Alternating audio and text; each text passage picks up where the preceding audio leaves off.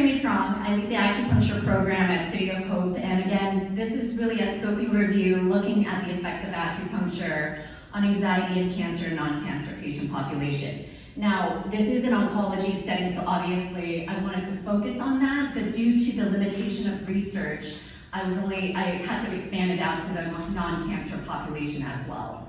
So this is really intended for me to look further into the future of how can I really look into the design and what is currently out there in the landscape to better understand the future studies that we're looking into utilizing acupuncture for anxiety.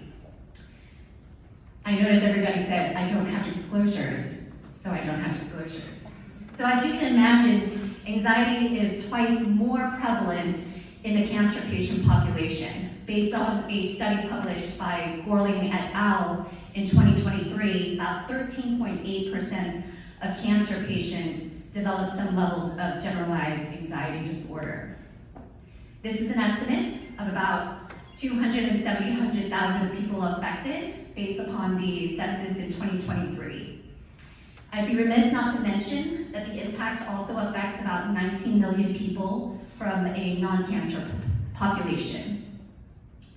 So you can see then the impact is significant in that anxiety may lead to poor health outcomes, and anxiety, as I'm exhibiting right now, feelings of tension, lots of tension, worried thoughts, and physical changes. And if it's left untreated, I might get depressed, right? Loss of productivity, high risk of suicide, maybe not, health morbidities for me anyway.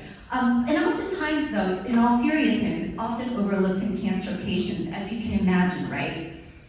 These leads to risk factors, non-adherence to treatment, increase in medical care cost, and the likelihood of cancer recurrence.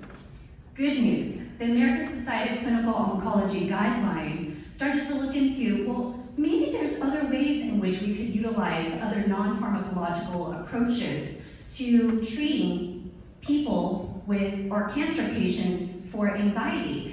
And the step care model specifically is looking at those non-pharmacological interventions. The idea is it's defined as the levels of care that is efficient, tailored, and cost-effective. Acupuncture, among other integrative services, was reviewed but had limited evidence. Got a shout out to the SIO team here. In partnership with ASCO, developed a guideline in 2023 looking at the integrative oncology care of symptoms for anxiety and depression in adults with cancer. From this particular guideline, the recommendation in 2.3 suggested that acupuncture may be offered to women with breast cancer. I also wanted to mention Tai Chi, which is available tomorrow at 6 a.m. Qigong may also be offered to women with breast cancer, specifically in the post-surgical stage. I think it's important for us to mention that mainly because of what I'm going to lead into, which is that the benefits outweighs the arts in terms of the evidence base. The quality of evidence is intermediate. However, when we say the strength of recommendation is weak, we're implying that there's not a lot of research that's available right now. So that leads to why I want to research on acupuncture for anxiety.